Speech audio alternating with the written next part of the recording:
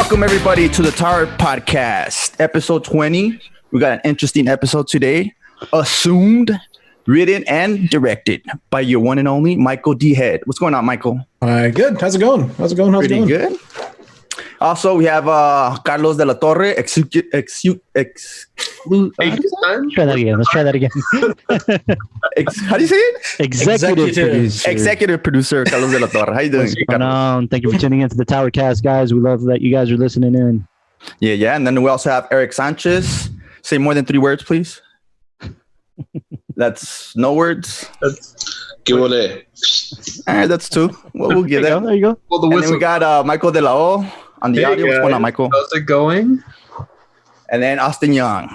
Hey, how's it going, guys? All right, I'm gonna try to keep this attitude going. I love that the 2 Michaels are wearing their Tower polos. That's just too awesome, right? I mean, come on. Have you ever seen me without this? I mean, you've seen me without clothes, but that's a different story that we're not going to bring up today. But hey, I got the film festival. We don't talk about that time. We told you we don't talk about that in public.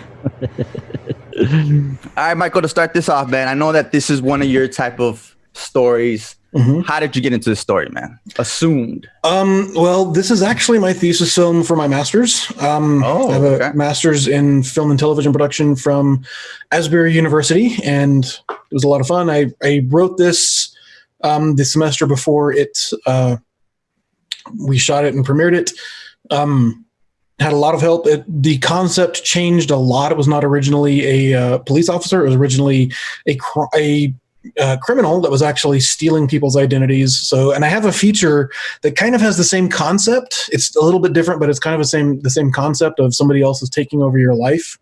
But just the idea of knowing who you are and are you really who you think you are is something that's kind of fascinating to me.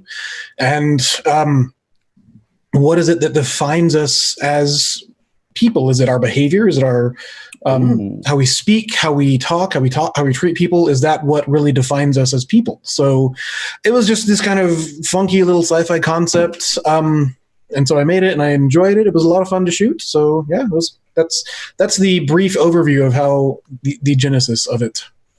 And did you have a cast in mind already? Like who you wanted to play the villain, the boss? No, I did not. How did you get Julian? Well, okay. Carlos was giving me a hard time before about trying to do everything myself. I was totally swamped with a million things at the time. And so I actually went to Carlos and said, will you cast this for me? Okay. And so Carlos is the one that actually, he was the executive producer. He was also ended up being the casting director.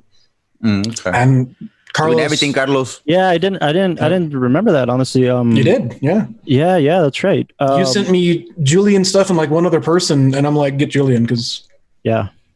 We had Julian's fantastic, knocked it out of the park.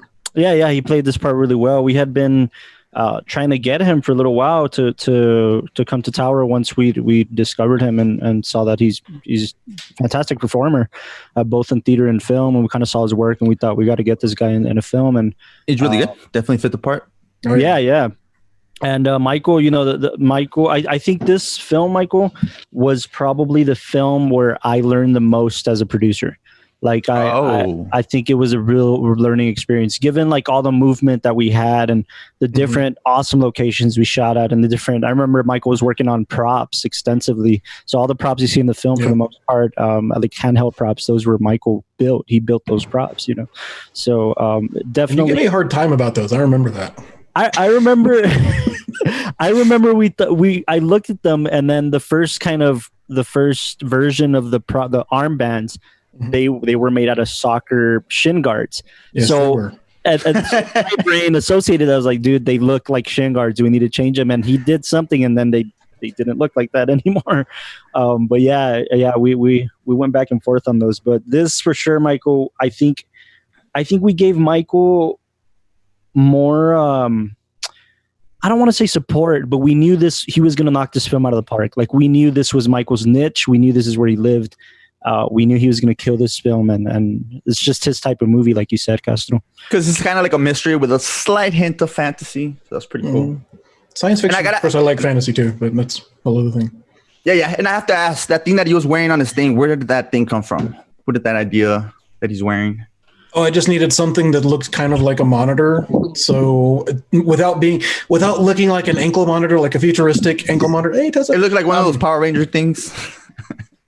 Yes, it did. I made that myself. I was happy with how it turned out. It came out pretty good for sure. Okay, I'm telling you. I took its kids' shin guards for soccer. I painted them. I actually cut out little tracks on the bottom of them, and I had these LED wires, and I ran those through, and voila, worked really well. Hey, we got the cast coming in, guys. Say hello to we Tessa. have one of the stars, Tessa. We How you got doing, Jerry Tessa? and Al. I'm doing good. Actually, I don't even see Al. Al, you there, Al? Hi, Down there, Michael. he's done. Tessa, I miss you. How's East Texas? It's great. Nice weather today. That's good. That's good. And then we also have Al. How you doing, Al? Okay, he's connecting. And Jerry Walker. Jerry Walker. We can't hear you, Jerry. You're kind of muted. Oh man.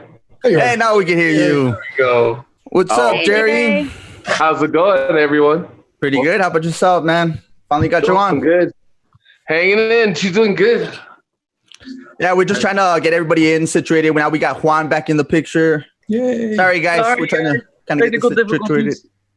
We got Hey, our co-host back in. We got Juan back in. Yay. All right, sorry, guys. But first, we got to ask Juan, what's going on? Where were Yes, sir. you? My phone wasn't working and I had to get it situated. I have a mic, it's not working, so I'm just rearranging stuff, but I'm back. I'm sorry, but you guys are kicking butt, I'm sure. All right, good. Right now, we're with Tessa, Al, Jerry, Carlos, Michael, everybody right now, okay? Hello. hello. There's Al.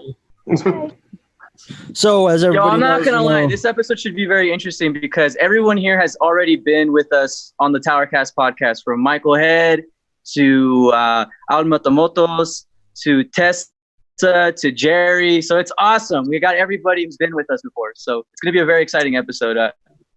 Again, you guys are powerhouses. That doesn't need to be said. You guys are talented. You guys take your craft seriously. And we are honored to have you guys. We're very honored. So So, Tessa, coming to you, we had your last episode. You played somebody that talked to ghosts. This time, you're not somebody that people think you are. How was that? How was that working? That was actually a difficult role to play because I was playing two characters, and I would have to transition from one character to the next when we were switching scenes when we were filming. So that was a real challenge. So it was Did you watch crazy. any movies? I enjoyed it a lot though. What was that? Let me jump in here real fast. I met Tessa on the set of Precognition, and her performance just blew me away on that set. And I'm like, I need somebody that has some real chops to play this character that's really two different characters and to be able to move back and forth between them. Definitely pulled it. And so in terms of casting, I kind of pursued her and I said, "Hey, you want to play this role?" And I feel like I took some convincing to get her involved, and I'm so glad she joined us because she did a fantastic job. Super happy with her. I remembered her. She had auditioned for a few films of ours before, and it was this one that Michael really wanted her in. So terrific. Definitely. And then Jerry, how you doing, Jerry? Doing good. How you doing, man? You're a police How's everyone? officer on this one, dude. How was that? Playing a cop. It was fun. The running was, had to get in shape. Did you watch any TV cop shows when you were young? More action films, definitely. Yeah, it was fun. But running in church shoes, boy, that was pain. Hey, Jerry, I got to ask, did you watch any TV cop shows when you were growing up? Movies, Lethal Weapon? The cop shows, of course, was Magnum PI back in the day. I'm showing my age. Ooh. Yep, Miami Vice. Oh, and then a lot of A-Team. A whole lot of A-Team. Definitely. I love it when a plan comes together. Yeah, I remember the running part. We were doing one. We did one take. Julian and Jerry were running, and I was in the back of Austin's truck. It was like the first or second take when we were driving, and I'm filming them, and I look up, and suddenly they are in like perfect lockstep. And I was like, I remember that. It's like I felt bad. Like, guys, can we do that again, please? Right? You're like, what? Okay. See how you're running the same? Please don't do that. Hey, did you guys let people know that you guys were gonna have guns and running after people? Did you let people know? Oh no. Yeah, as producers, we had a yeah. contact. We had a I should contact have skipped over that. Oh my bad. PD and fire department, and luckily for the most part, we shot a private property, which was Michael's church. Sort of a church. Oh, okay. Yeah. And they were gracious Hey. enough to kind of let us do everything as long as it's within the property. You know what I'm saying? So that was terrific. That was a great That day location. To felt shoot like at. a Universal City movie set. Like I was Definitely. expecting the tramp tour to walk by and be like, and over here is Tower Productions making their newest assumed movie. Like no, seriously, because Michael went full on director. There was even a point where we used the back of Austin's pickup truck to get a shot, and I think it was that running scene. And I mean I was still new to the team, and I was like, these guys are crazy. That's awesome. You guys were doing stuff that I had never really seen done before in person. So, what was that like, Michael? Because this one's more action, or not action oriented, but there's definitely some more exciting set pieces in this one for sure. More fast paced for sure. It's more fast paced, definitely more fast paced. Yeah. What was that like? How did you prepare for this one? The score was awesome, dude. It bled into it. My bad. Oh, Eddie did a great job on that. Or did he do that one? I don't remember. I don't remember. I storyboarded pretty much everything, so that's very important for planning to get the visual ideas across. I actually have this app on my iPad that I can actually move actors around. I can reposition things, so it really lets me pre-visualize the entire thing, and I love doing that. I fell in love with that. It makes a huge difference when you're on set, when you know what you want. The more planning you do in advance, the easier things are. So it's never going to be exactly 100% the same, but doing that amount of pre-planning and thinking ahead in terms of, I want this shot and this shot and this shot and this shot and this shot makes things on set so much easier. You're not making things up, and you don't get into post and realize, oh wait, I forgot to get a shot that I need. Mm-hmm. So you have, the more well prepared you are going in, the easier it is coming out. And then how did you come up with Al's character, the villain, the bad guy? I needed a bad guy. Al was awesome, dude. He was my favorite character. Al was on point. Al did a great job. Not too much emotion, but when he shows it, woo, scary. No, he's really cocky in this one. He just knows he's gonna get away with it. He's rip. He did great, man. Al did amazing. In terms of the writing part, I was thinking, if you've ever seen the movie The Untouchables, Scarface, when he's in the courtroom, and he's he doesn't have a care in the world because he thinks he already knows the outcome of it. Mm-hmm. And that's kind of what I was going for in terms of Al's character in the courtroom and ahead of time. He's one that thinks he has everything in place and he has got control of everything. And it's when things don't quite work out the way he thinks they should that his world gets turned upside down a little bit. Yeah. What would you say is one of the themes of the movie? Because for me, from what I'm seeing is as a fan, because I've always said that Michael's my favorite director in the Tower team because he's got those. This is a great fucking idea. This is a really good idea. This is one of those movies that deserved storyboards. It deserved everything, and it felt like a movie in production. And one of the things I really enjoyed about this particular movie is for me the theme felt like it was about how we perceive each other in certain relationships, I guess. So the relationship with the wife and the husband, and then even the relationship between Al's character and Julian's character, the way that it opens up like Star Wars. It just puts you right into the action. So you already have these established, tug and pull relationships. So what was their writing process like? Well, besides it being about the future and assumption, which I mean that's awesome. That's an awesome idea. How did you implement some of your the things that attract you to writing a movie like this? It is about identity and how we perceive ourselves. And I don't know about you guys. What I've noticed is a lot of people, they act different around different people. Whatever group they're with, they act a little bit differently. And this is something it's always stood out to me because I've often observed. I'm a big people watcher. And it's really not creepy. People watching. Sit there. And so it's really interesting to me, like, I'll be having a conversation with someone and I'll end the conversation because I got to go work, and I'll be in the same room and I see them enter a conversation with somebody else and they're speaking and acting totally differently. And it's like, that's a very interesting thing to me. And it's natural, but we all do that. I know I do it too. I try to be consistent, but at the same time, you act a little differently around different people. And so it's like, who are we? What's our identity? What is it that makes us who we are? And I do want to give a big shout out to Tessa. The song at the end, she sang that, and I believe wrote it with Micah. Is that right? Micah, yep. Lost My Identity. It's a really good song, dude. Nice. It's like really James Bond. Like, oh my god, it was awesome. And she was like, "Can I do this for you?" And I was like, "Yes, please, yes." Did a fantastic job, knocked it out of the park. Love it. So that's what I mean by this movie felt like a movie. Like, you have movies like Avatar that like end with a song that, you know, like some writer like or some like artist like sang for the film, like it just, everything flowed. Like even the theme of the movie was implemented into that same song. So when you watch the whole thing, you feel like you watched a motion picture, like with everything. Power Productions, man, like telling you. Yep. And what about Al, man? How was the casting for Al? How did you get into character? How were you that mean person? That's all I ever do, but that guy. Nah, man, you're Undies guy. Whoa. Have you seen any favorite villains that you kind of played off of? Like bad guys in movies? The one that Mike was saying about that, the Avengers, not the Avengers, the Untouchables. Untouchables. Yeah, as a matter of fact, that guy was influenced in this movie because I think you had told me something about that. I said, oh yeah, okay. Oh, okay. And I like to bring that guy in on several roles that I do because a lot of people, they want me to be arrogant and cocky and. Oh man, you definitely pulled it off. I get De Niro vibes from you for sure. And what about you, Tessa? How is it working with Julian? Having to be that couple that kind of two-faced.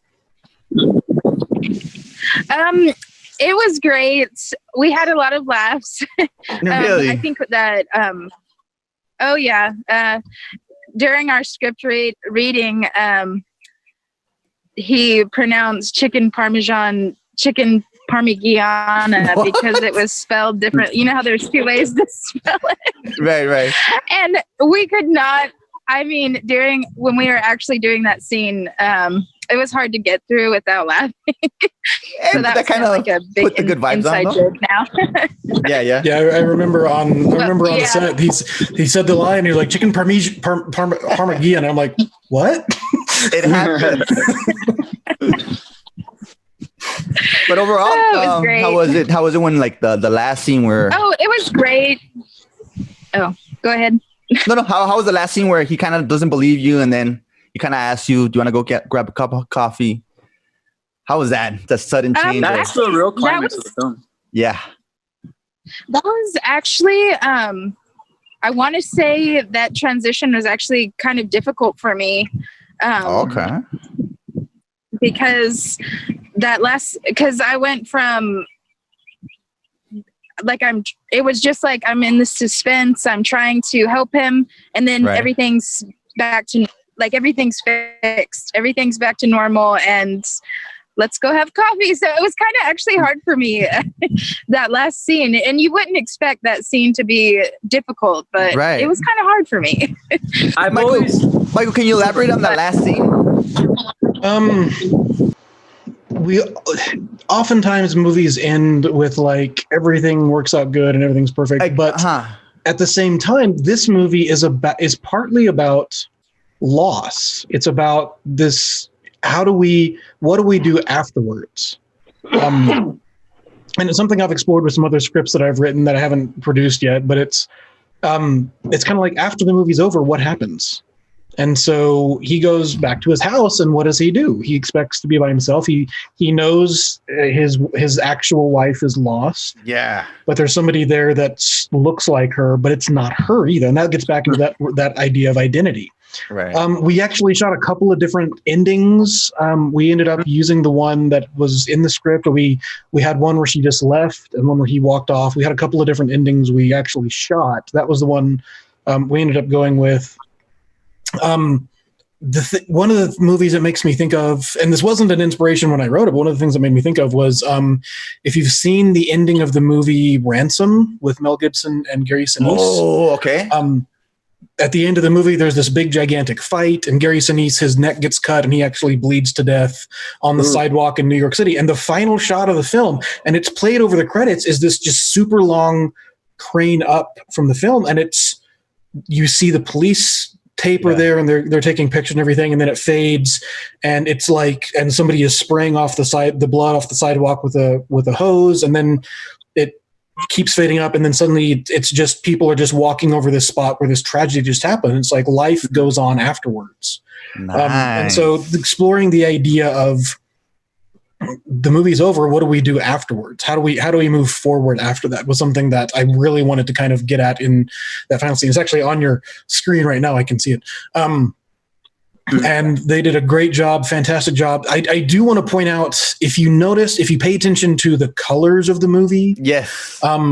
Early scenes with Julian and Tessa, they're very, when she's actually his wife, they're very warm. When he comes back home and Tessa has changed and she's now the Mara character, Kate Mara? I can't remember. I should have looked up the names. It's very blue, and that was a very intentional decision I made. You'd see that. And this scene is a mix of both. This scene is a mix of both the warm colors and the blue colors.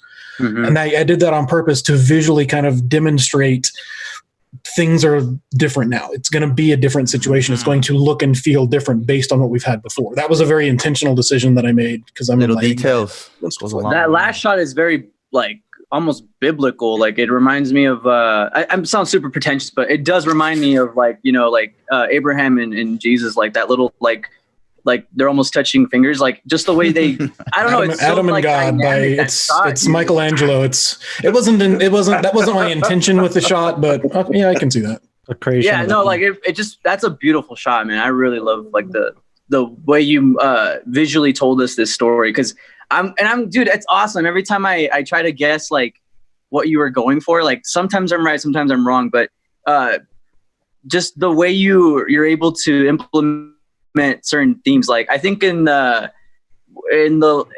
night shift, like you kind of went towards like what happens after those hours, with those weird stories, those weird like happenstance that like you can't really explain, and you know, those moments that like you don't know what it is. It could be God, the universe, you don't know, but it happens. And then with this film, I really did feel, I mean, like I really felt the themes like ooze out of the film, and through your lighting and through the cinematography, like you've really elevated this story and made it feel like a blockbuster, because like blockbusters, like they're an art form, and we don't really have, like, we have Marvel movies and stuff like that, sure, but there was like this point of time where like in the 90s to 2000s where like blockbusters had like tackled heavy stuff, and this one has that like True Lies vibe. It has that like, I don't know, I just love it, man. I love this movie so much. The best movies, in my opinion, are the ones that they tell a story, but they also have a meaning behind them. That's my opinion.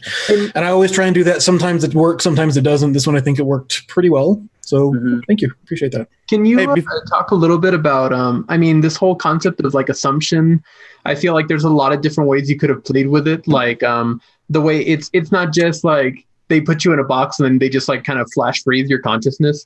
There was this process of like right now we have Hector on. You can kind of talk a little bit about Hector's character and how that kind of pertained to this being almost ceremonial, and I guess the way you wanted it to be presented when they would zap your consciousness. We got Hector on. Hey Hector, how's it going? Hector Dez making an appearance. How's it going? Good. I've been listening to you guys. Very interesting. Good, the main idea of kind of the ceremony behind it was it's an execution, and if you've seen executions in movies, they actually do a pretty decent job of covering there's a formality to it and a process that has to be taken care of in a particular way in order for it to be done correctly.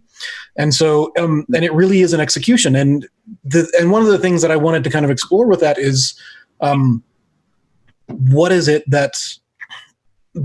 what constitutes us being alive? Is it animus? Is it being able to move? Is it who we are and what we think? And I've had a lot of discussions and a lot of talks with people about somebody would be considered in a persistent vegetative state, like somebody that their body is alive, but are they still alive? And there's a whole other discussion. I don't want to get into that because that's a whole other topic. Hector, I'd love to talk to you about your part in your role, man, because the Lala's right. I think you did a fantastic job. I think it's almost like the henchman that executes the executions, right? Like it's that type of situation, and I love that aspect of it. Can you talk a little bit about your experience on this film and your role? How was Michael to work with? Hey guys, so Warden Jeffries. When I was doing my research and preparing for the character, I have a process. I build up a backstory for most of the characters that I play. Depends. Some I just get right on it. But most, if they're significant, I'll build a backstory and I really get into it. And I try to picture Jeffries as a kind of a complicated man who has been going through a process of basically erasing people.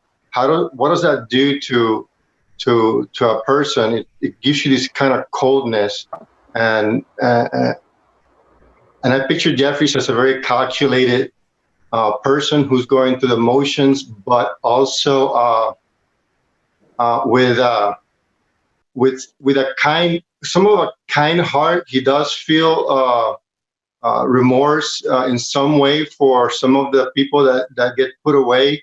So, and also I made him kind of weird. I made him this guy has some skeletons in his closet. There's some things in his past that are a bit dark. So what I love about your character and what I love about this whole film in general is that each of the characters are very dynamic and in the sense that if we had a big budget and this film was a feature, I feel like it would be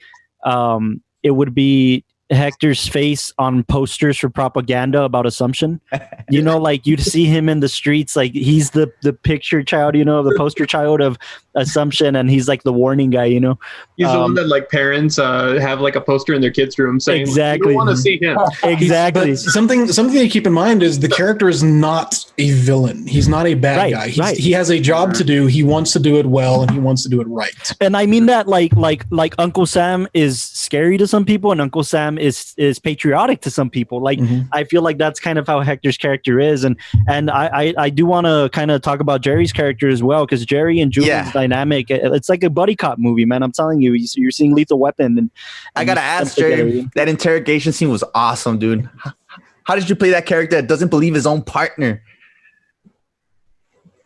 It was fun. It was kind of hard, but there's a lot when you get older, you're going to meet a lot of people that are kind of shady, and then you look at them, so you're like, because we've all had a friend in our life at least once that, likes to blow sunshine, and you're just like, oh, okay, yeah, we know that's not what happened, but right. But it's really hard because, Julie and I've thought of us as really close friends we're friends, but as a character-wise, with looking at the way it was written, that we trusted each other, and I also put in the fact that I'm friends with the wife, so that's why I got a little anger, And I really love the role you have in here, Jerry, because I watch a lot of like buddy cop movies and just like detective films, and your guys' dynamic really reminded me of it's a movie called Gang Related. It came out in 1997, and it's really good. It's Tupac, and I don't know the other actor's name, but it was like the last film he did. But one of the things that they do really well in this film is the way they communicate partner to partner. And, obviously when you have two, officers of the law who have been through a lot, you should really feel that. And you guys did a really good job, because there's a scene in the interrogation room where, this man, like, him, his family, his home, and you're sitting down with him and you're like, what's going on, dude? Like you got a 2.0 alcohol level. You got blood all over you. It's really real. It's a real scene. And I really enjoyed your role, because you're kind of, again, like I think it's very important to have a character that the audience can relate to the most. And I feel like in this instance, it'd be Jerry's character because you're kind of the one trying to figure out what's going on and level down the tension into like, well, I'm your friend. Like, I'm going to be here for you. Like, it's a really good role, man, that you have here. I have to ask though, working off of like Julian, because again, we mentioned you were with us on the episode we did for Timepiece, episode 15. And in that episode, I really enjoyed how you mentioned Julian's acting abilities, who unfortunately couldn't join us today. But I wanted to ask, like, why do you think your guys' duo like worked so well in this film? Like, what kind of steps did you guys take as actors to really elevate the script and the characters? Well, I mean, one of the things, the miser technique I like using is going off of a strong actor and trying to get with the same emotions and still remembering the direction. Like, okay, remember, you believe them, you want to believe them, but you're still doing your job as a detective. Right. They told me be that A+ straight type of detective, but you still have that friendship. And I really wish Julian was here because I had to give him props because of the scene where he's actually crying. Yeah. And cried on set. I was like, whoa. Like literally first time I actually was like, oh wow, wait, hold up. I believe you, man. It was amazing. Something for people to note, I think, just in terms of the dynamic of these characters and who we have. Hector, Jerry, and Al, you guys know each other from around the way. You guys have been in various projects together. You guys have been in various projects together and have worked together and are friends offset, definitely. And Tessa is obviously very well versed in the El Paso acting community when she was here. And we miss you, Tessa. You got to know that. Yes. But I think it's something to point out to our listeners is that all these people are friends offset and they've worked on tons of stuff together, commercials and TV shows and films. And I think it's so great to see that. And you know what? It's crazy because I actually did want to mention this. Jerry, I see you every day at work. Yeah. I know, I'm serious. I see you every day. During my break, I will be sitting there, and then I'll see you on TV on one of the commercials you did. That's true. I'm not joking. Every day, I'm like, oh, there's Jerry. Cool. Like every day, man. I see you, man. So that's how all these guys. It's true. All these guys are very well known, and I think that Precognition has a great ensemble cast. You Know What's Funny has an ensemble cast, and definitely this one too. I think that we got all the major players like in this one for sure. So, I mean, again, one thing I do want to ask Al, in terms of like playing a villain, so to speak, did the sci-fi elements throw you for a loop? Like, were you like, okay, well, I've never been this man before who was able to, mess with the system of assumption, but like, besides obviously playing a very like schemish character, like what did the sci-fi elements bring to the table that no other previous role has done for you? Well, that's the first time I've ever done it. So, it was all new, but I've done several prisoner roles, villain roles. And I just tried to adapt it and I followed Michael's lead in what he was looking for. So hopefully Al, I feel like you have a record. Like a record, you know what I mean? No, sorry, I don't. You don't? Okay, well, you pull it off on screen though. Right. The first time I met Al was with the first film I ever worked on here in El Paso, and it was called Seguro, and he was playing a drug dealer crime lord again. Nice. So he did a great job there too.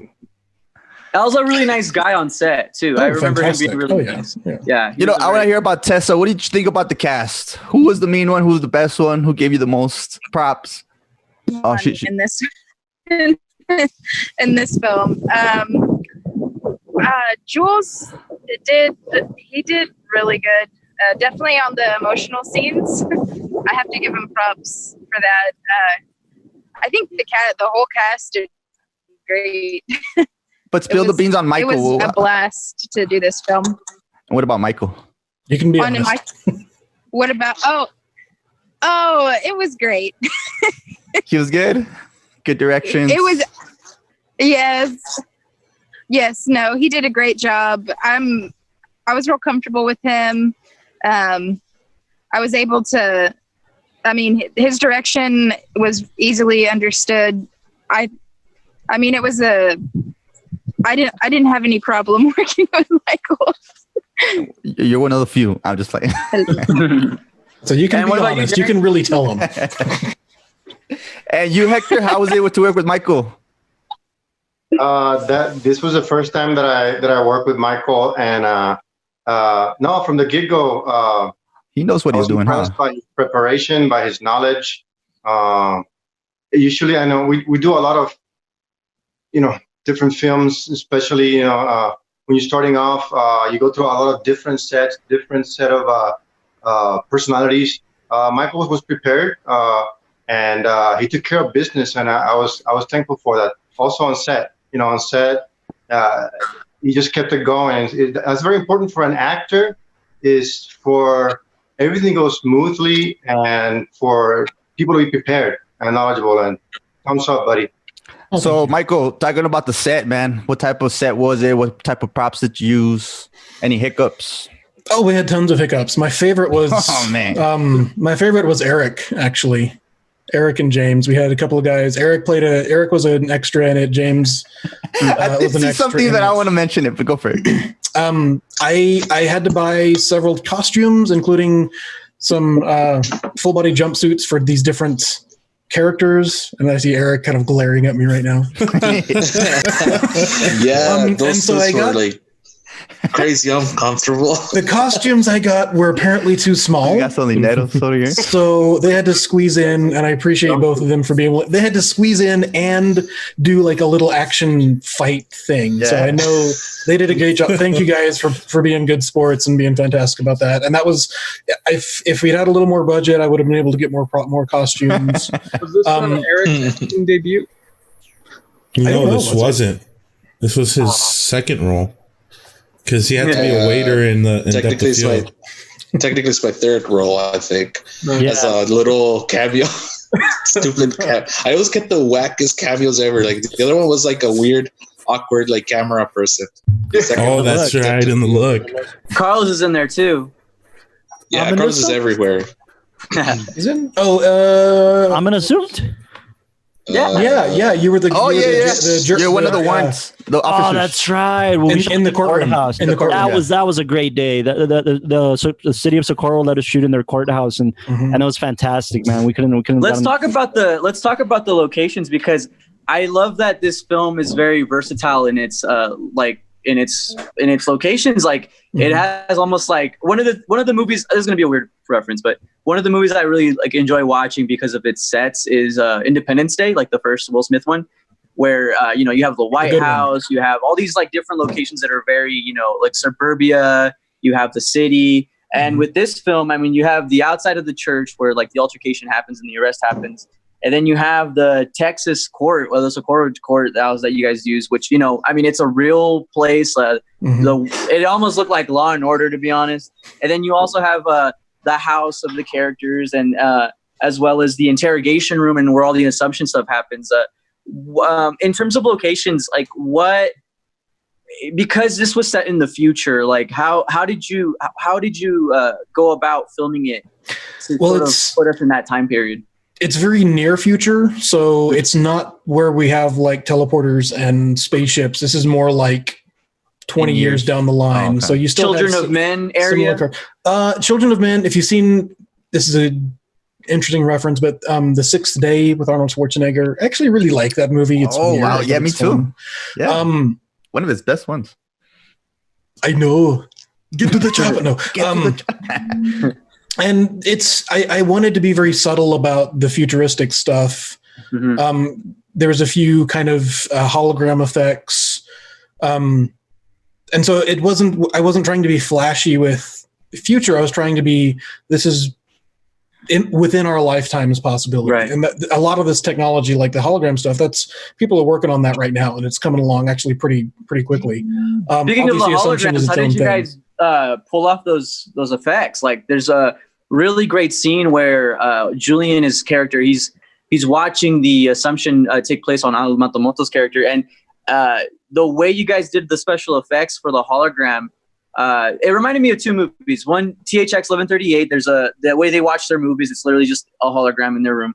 And then also Her, like Joaquin Phoenix's character, he's like a lonely guy and he's like playing this video game and it's just right in front of him. And so I already know the answer to this, but who did the special effects and how do you think that elevated your production in terms of like scale?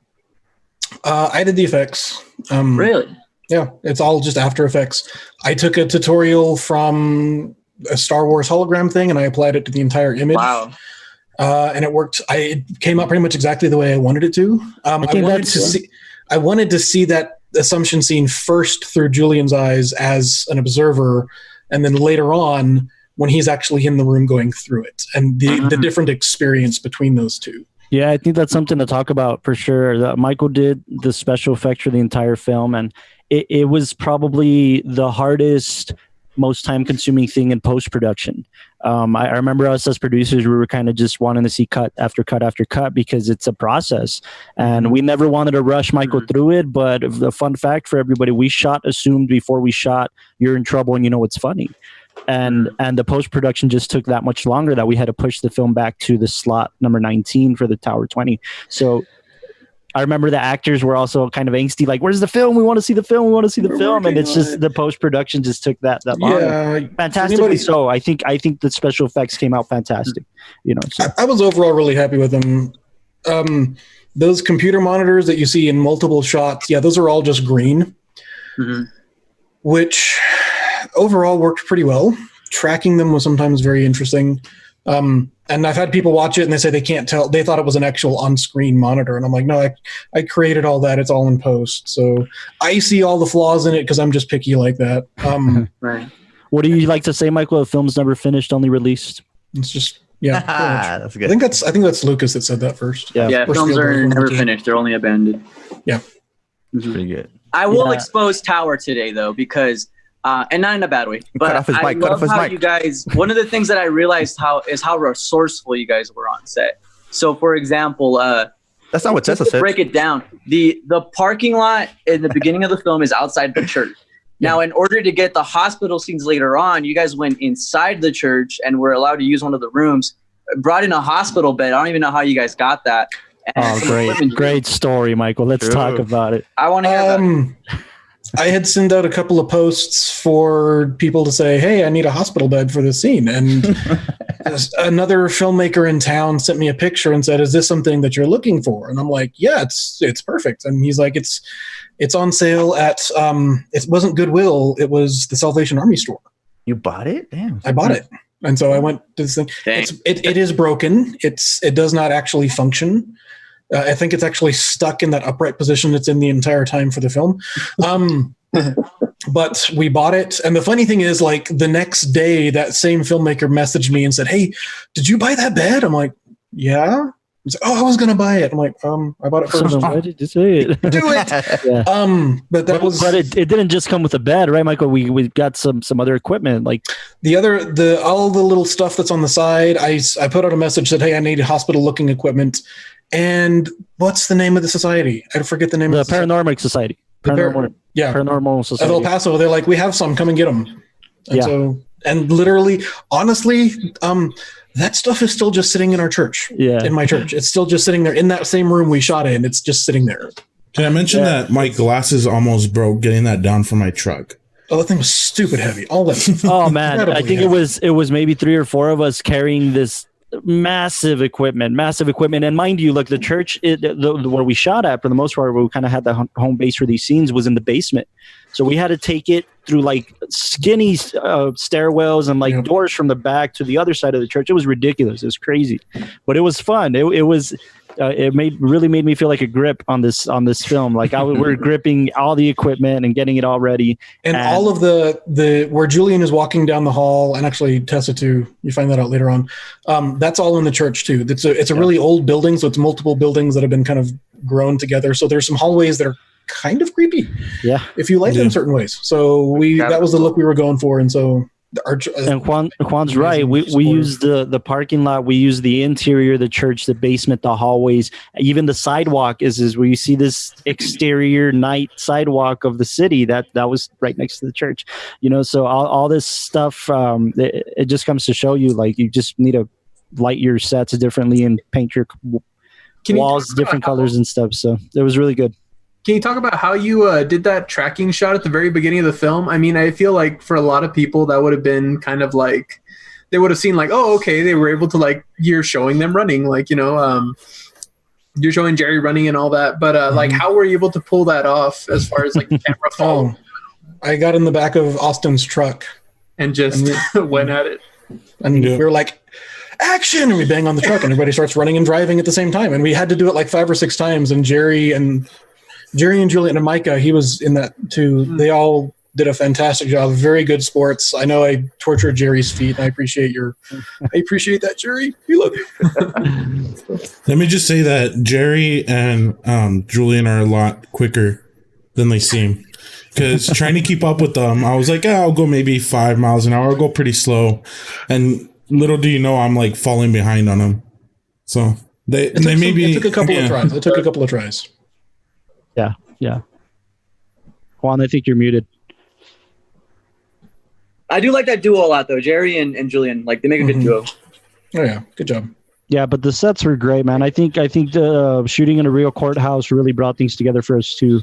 All the sets and everybody traveled through different parts of El Paso to make this happen for us. So we appreciate all the cast and the crew because we had a good size.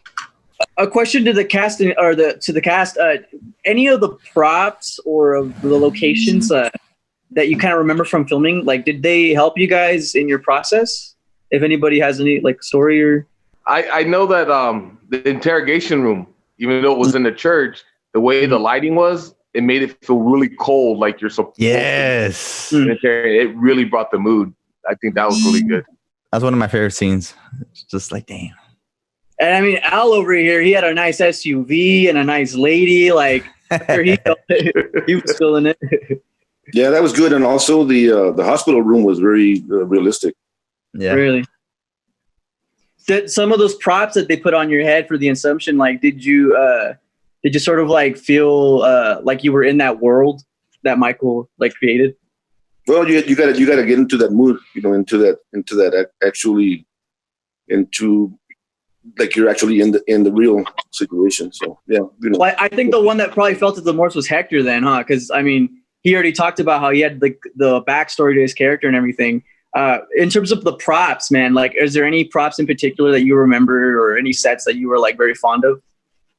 I think that I agree with Jerry and Al. The location for the interrogation room was very cold and industrial, and that kind of gave a good feel for you to get into character.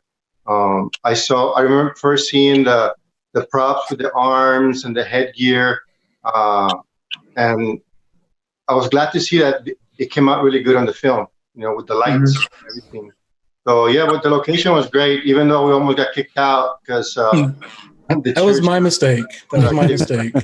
There was a miscommunication about timing, and No, you know what's great about I always like to say that the Tower 20 was our film school. And as a producer, this is why I say this film is where I learned the most, because I mean, this was quote unquote a big production. This was a big film. And we had to build our own sets. We had to create the atmosphere for your cast, right? That's what you always want to do. I'm so happy to hear that we did and we're able to pull that off, but we had to create our own sets. Michael created his own props. We had to order the uniforms, costuming, all that stuff to get these characters exactly what about, how we wanted them, What about Tessa and Julian's wine? Did they actually drink the wine? They actually drank the wine. No, it was apple juice. We drink grape juice. Grape juice. It was grape juice, yeah. And we I had a wine bottle. I emptied it out. Oh, no, but into another empty bottle, right? If you guys don't know, for all the listeners out there or anybody in this room, the 2 houses or the 3 houses we've shot the most in has been Michael's house, Austin's house, and my house for all the Tower 20. And every single time it looks different. I mean, compared to Adela's to Assumed, they're 2 different worlds. The lighting is... It's almost like Back to the Future 2, where you go back to the Lion Estates, right? And the houses are totally different when he's in the future, but it's the same house essentially. And it's just that type of situation. So I love that we were able to pull that off. Fun little fact. The interrogation room, every single room with the hospital bed, and every single room with or the assumption room are all the exact same room. Yeah. I want to say, Michael, I feel like you're, and just from talking with you and stuff, I feel like you're very keen to like directors that are able to create scope and you know, like you mentioned Mike Flanagan recently as one of your favorites, and then you've also mentioned, I know you love Christopher Nolan. We're obviously all we're all filmmakers, but we're, you know, definitely independent. We're not with Hollywood. So in terms of somebody trying to create that kind of atmosphere that you have, like your actors literally just told you that they had atmosphere, like they had legitimate atmosphere on set. What are some of your goals, I guess, in terms of creating that kind of scale? Like, how do you go about that? The biggest thing that I still struggle with is a lot. The biggest thing that makes a difference in how a film looks, a lot of times filmmakers get caught up in gear. What I every day, almost every day online, I see somebody say, "What's the best camera?" The one you have. I'm a lighting guy. I like lighting equipment. I can do more if I had more lighting equipment. At the same time, the thing that makes the biggest difference in how a film looks and feels is what's in front of the camera, the props, the costumes, the locations. That's what's going to make something feel like a much bigger, much more impactful film than if you're shooting on a red. Because I can give you an example of a film shot on a red camera. They were so proud of that. That looks awful and terrible because they had no idea what they were doing. I try to challenge people to watch it and see how far they can get through it. They made a movie. I'll give them that, but it's wow. And so I'm trying to shift my focus from stuff like what camera I'm shooting on. Now that's important, but more about what's in front of the camera, because that's going to sell an idea or sell a film much better than. Very rarely people look at a film and say, "Oh, this looks fantastic. What camera did they shoot on?" The example that I always give is nobody went up to Leonardo da Vinci and said, "That's beautiful. What brushes are you using?" Nobody cares. It doesn't matter. Damn. But what you put in front of people, the sound is super important. I'm a lighting guy, and sound is super important. The props, what you show people, that's what's going to make a real difference in terms of believability and selling things like this is the near future. So what are some things that are a little bit different versus where we've been now? And Michael, you DP'd this film yourself as well, correct? Yeah, pretty much for the most part. Yeah. I know you had some help. You had some ACs and stuff like that. But I think as far as DPing goes, Michael has really come in his own since we've known him, at least, right? In DPing, you know, a film's being DP'd by Michael Head when you see the yeah. You just know, Michael's lighting. Michael's lighting is better. There's nobody that lights a set better than Michael. And I stand true to that. He's been my DP for films. So this film, it was DP'd by him. You can tell it was directed by him, but more importantly, you could tell it was lit by him. You can send a few compliments this way. Anyone over here? I'll take one. Yeah. Couldn't have pulled it off without a crew. I would like to ask Carlos a question, because he was the executive producer in the film. How are you not scared to tackle these movies that are so out there? Like you've really developed. You're right. Tower 20 was the film school for you guys, and it shows.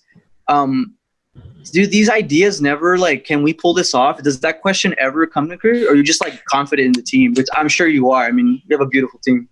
Oh, I mean, the team is the first and foremost what gives me the confidence as a producer. I mean, I can't take all the credit in producing either. Austin and Eric were there to help me 100% of the way in producing, and we were all kind of carrying that load together. But I read something recently that Taika Waititi went to Peter Jackson for some advice before he took on Thor Ragnarok, and he's like, "What did you do? Like, how do you make these big films?" And Peter Jackson's like, "I don't know the answer to that even now. Whenever I get a big film, I just say, screw it, and then we'll see what happens and kind of take the lead." And I think Assumed was that for me as a producer. It really taught me lessons and we've pulled off all these indies. Some of them were big, some of them were kind of medium sized. I think we could just use all that knowledge to this film. Ever since Night Shift, which is Michael's kind of directorial debut with Tower, we ask him, what do you need? What do you need us to do? What do you need us to get? That's our job as a producer. And he's always prepared. And Michael, like he says, likes to do everything himself, but whenever he lets us, we try to do our best to provide for him whatever's needed. In terms of cast, we'll look around you. Like Juan said, we got all the big players, right? For cast, the fantastic cast that, like Michael said, it's what you invest in front of the camera and how you're able to make them happy. The props, the sets, asking for tons of favors to be able to shoot wherever we need to shoot. If Michael needed money for props or for the costumes, whatever, we're trying to make sure we help them with that too. So to answer your question, this was film number 17 that we had shot already for the Tower 20. So I think experience was my friend. Like, we had already pulled some stuff off to give me some confidence to leap. And most importantly, the crew had our back and we had theirs. And there's no better feeling when you're trying to roll camera. So what was the reception like when you guys released the film? Like, I wish there was a way we could premiere these somehow, but in terms of like once it hit, the internets and the world, like what were some things that you guys took away? Anybody in particular from the cast, maybe? Like, did you guys get a lot of good thumbs up on this role? Jerry, you're on the spot. Jerry's ready. I can see it. Jerry's like, should I go? Yeah, it was really cool. I got a lot of good thumbs up. Some friends out of town loved it. I was asking when you guys, not just about when am I going to be on another show, but when you guys were bringing more movies out. They're really happy with the quality and the story writing. So great job, guys. Great job. Thank you. No, Thank it's you, man. I appreciate that, man. You always bring the fire, Jerry. Tessa, you always say something nice about everybody. Oh, wow. No, wait, just kidding. You say something mean now. I'm not going to lie. I missed that question because my son's throwing bricks over to the... Hey, we might have to cast him for something. So I missed the whole question. Basically, Juan was asking the reception. It's okay. That Juan was basically just asking the reception and how the film was received, maybe in your circle or to your friends and family and so forth. What you got from the film in terms of reception? They liked it a lot. It was a big transition from me. The last film everyone watched, I was a cold-blooded killer. So I think it was a completely different. Yeah, I killed Jerry. How many times have I killed you, Jerry? I don't know. It's getting long between you and Hector. It's getting personal. Oh, I keep killing you in everyone loved it. I'm trying because it's been a while since it came out, and I cannot remember exactly the comments.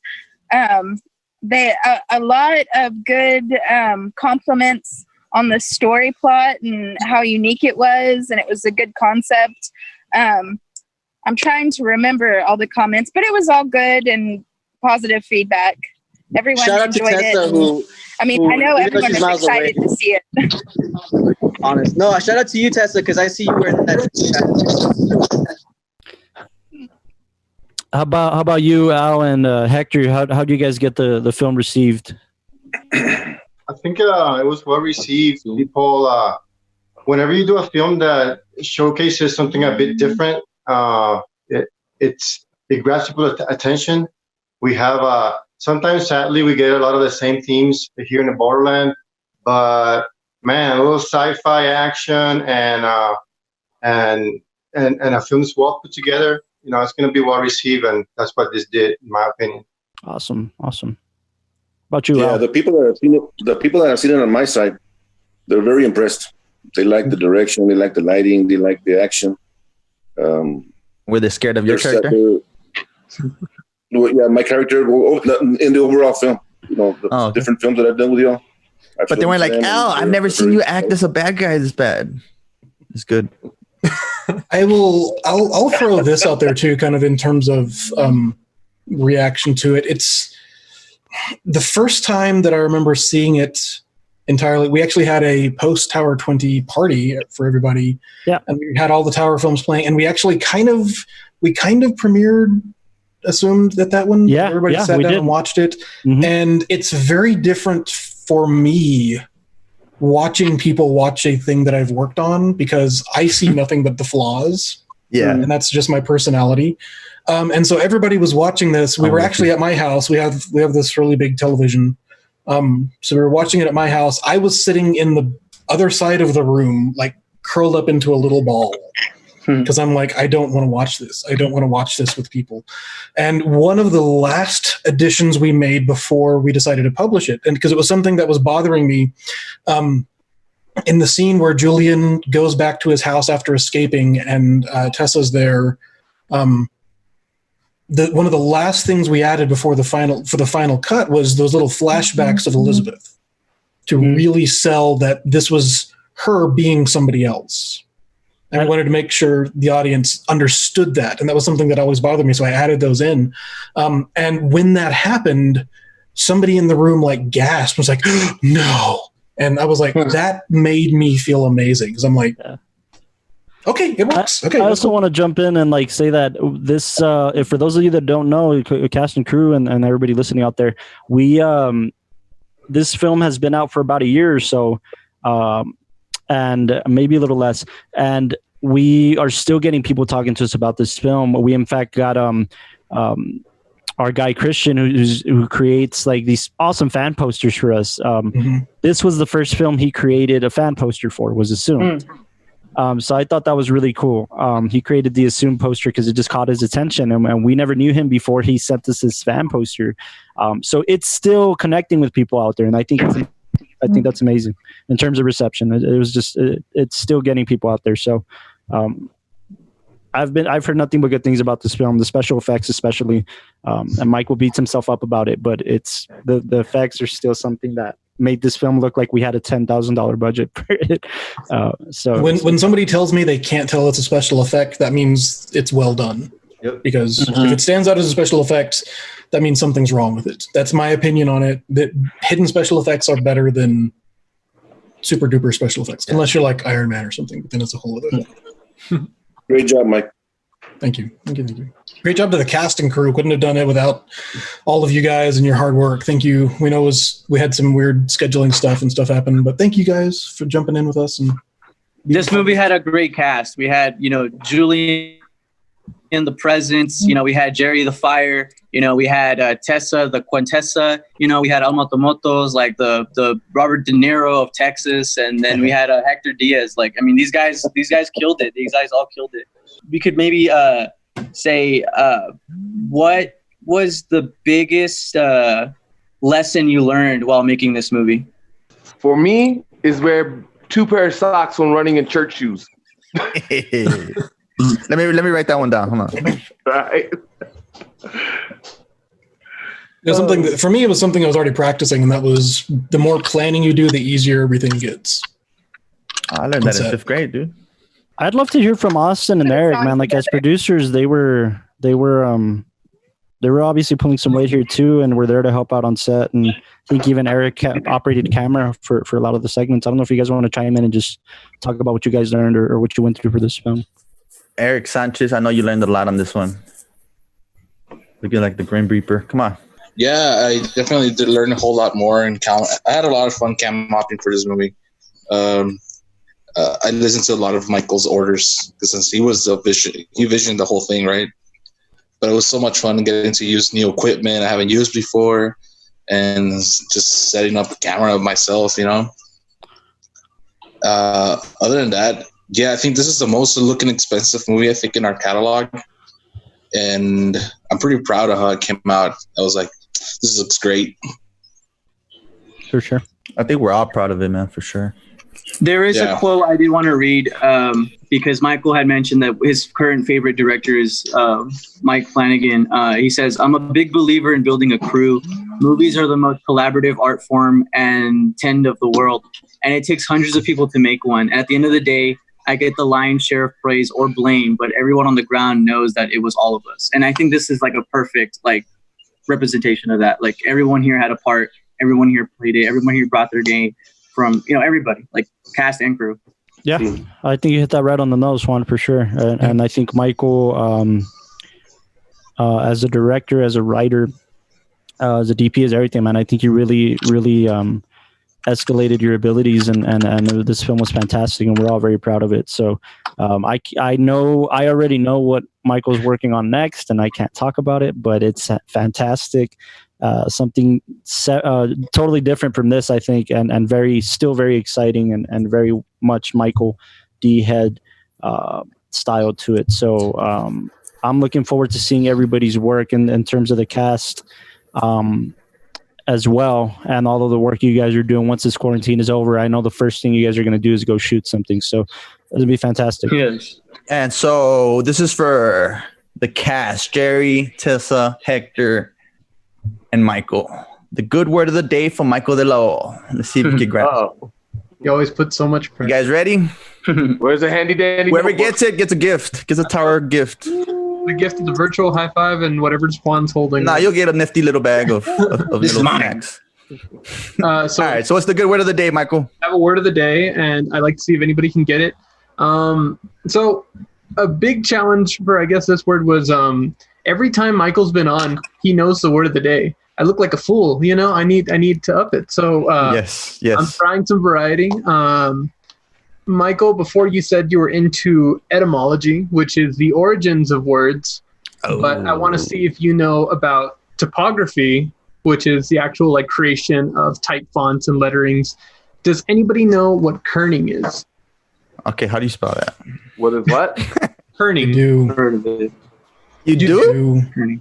I used to teach InDesign classes. Yeah, I didn't know what kerning is. What? That's Michael! Come on! No, that's dang. In case you don't know what kerning is, it is the horizontal spacing between letters. So basically, whenever you have a title or like captions that go on, there's specific numbers allocated to how much distance is between those letters, which, as far as editing goes, or like you were saying with InDesign, it's really important, because if letters are too close together, they might not look as visually appealing. Sometimes with more space and allowing more of the background to come out, you can achieve different effects. Or you've seen like a news column and there's like one word that's like super spaced out. Yeah. It's usually a longer word, but it's spaced out. That means somebody messed up the justification somewhere. Oh. I gotta be honest, I always wondered what that was called. I understand what it is and I've used it, but I never knew what it was called. Yeah. Well, and now I know. Word of the day. Today Word of the day. Sorry. There will be a quiz, so don't forget. I want to make a few quick announcements.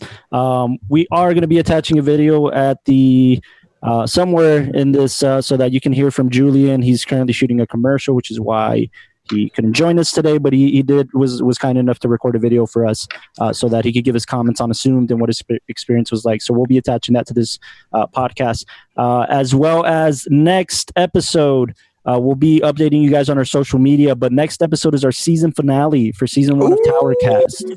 Baby. So we just want to make sure everybody's tuning in and checking all these episodes out. Catch yourself up on Apple Podcasts, Spotify, Google Podcasts, and of course YouTube if you love the video element.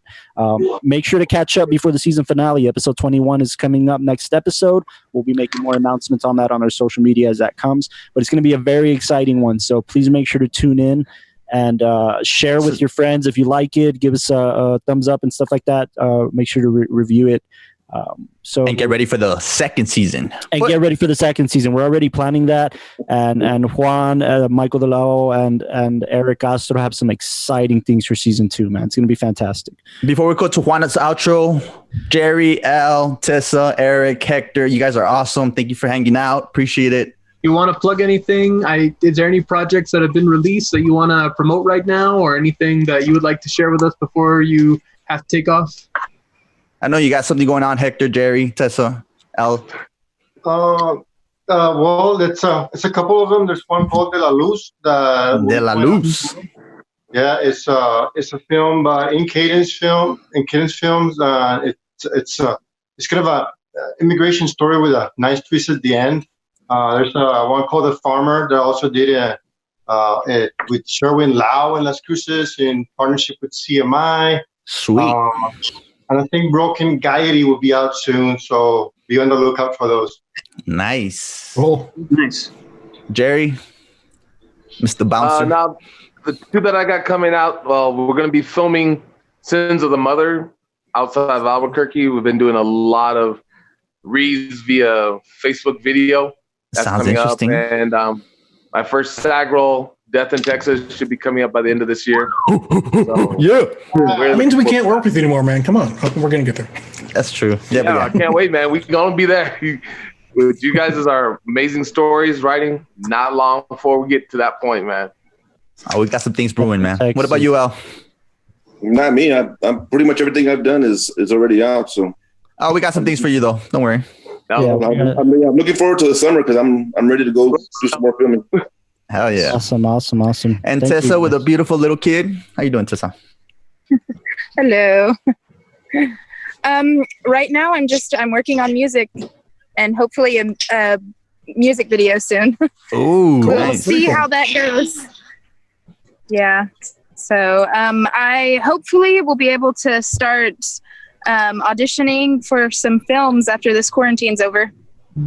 Everything's in New Orleans where I'm located, or Dallas, and so I really not getting to book anything right now. Yeah. That's good. All right, That'll come. So real quick, I did forget two other ones, and Al's in one of them. We've got Rogue Cell Part 2 coming out, and Carter's Family with Brian Reunion Thompson by Imani Films. Please support, please watch all these movies. If you're in El Paso, little do you know, you are in the next generations of Hollywood. This is the next Hollywood. This is the next movie land. Like, this is Disneyland for filmmakers, and each and every one of you are literally going to be remembered. And I mean that because I feel like this movement has been brewing for years, and we're living in a new decade. And this is really the defining moments of El Paso's filmmaking endeavors. And, you know, please check out the El Paso scene. We're all out here. We're all pushing. We're all striving. That about does it for these towering filmmakers. As always, keep writing your scripts. Keep pushing through your writer's block. And if you haven't heard it from anybody other than your mom, then you'll hear it from us. We believe in you, your hard work, all the hard works you're bringing into your movie and pictures. Don't forget to look at your call sheet. Don't you dare say it, fix it in post. That's the Baltimore to filmmaking phrases right there, so don't say it. And remember to love and appreciate your casting crew for all the hard work we know they're doing. This is your field of dreams. Build it, and they will come, just like Carlos De La O and Castro have done. Now let's have some fun. Towering filmmakers, we'll see you guys on set. Hey guys, hope you're inside, staying safe. In case you don't know me, my name is Julian Cavett. I was recently starring in Michael Head's film Assumed with Tower Productions. Yeah, I had such an amazing experience with these guys. We were laughing the entire time. It's always a blast on set. I really enjoyed my character, and just how much happens, and just like the idea of being able to remove like what's in your head and put it in someone else's body. It just leaves this really cool catalyst for like a murder mystery, which is exactly what this was. And I had a blast reading it. I had a blast being a part of it. The cast and crew were amazing. We were just cracking up the entire time. Sets were a very interesting thing because like trying to obviously, you know, when you're local filmmakers, we have to find sets that work for our situation. And I think Michael Head was very ingenious for finding like his church. We used a lot of his locations that we shot were actually in his church, or his house, which, I don't know. It's a lot harder to do when there's no one to talk to. I'm gonna be 100% honest. But I miss talking shit to Austin and Carlos, that's for sure.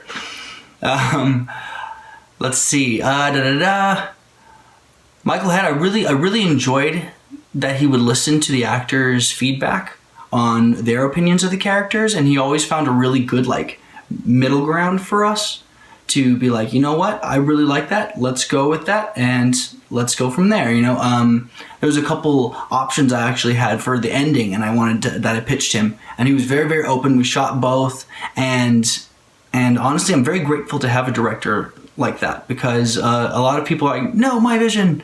And, you know, sometimes, you know, in film we collaborate, and we can't see everything. No one can. So it's really amazing to have someone who will actually listen to your opinions. It makes you feel heard, and it just makes the whole filmmaking process really worth it. One of my favorite sets I think that I was on was the medical room, because I was so blown away how Tower was able to create like a I don't even know what it's called, but like one of those rooms in the hospitals where the guy's just like, ugh. And and Al was just chilling in there, and I was blown away. It looked pretty legit in my opinion. One of my favorite moments, I think, of shooting it was when Jerry and I were running down the sidewalk, chasing down the guy in the very opening scene. And the reason why it stood out to me is because there's this one moment where we're running literally simultaneously the exact same way, and it was just looked so dumb. But I think that was one of my favorite moments. And yeah, I think my favorite scene that I got to do was probably a scene with Jerry where I don't know if I should give spoilers or not, but I cry. I'll say that. But yeah, honestly, I really miss the Tower guys. I've been in Albuquerque and traveling around doing other acting gigs, but you know, next time they have a job and I'm in town and we're able to make it work, it's definitely going to happen. So I hope everyone's good. I hope everyone's safe, and I will see you guys later. Bye.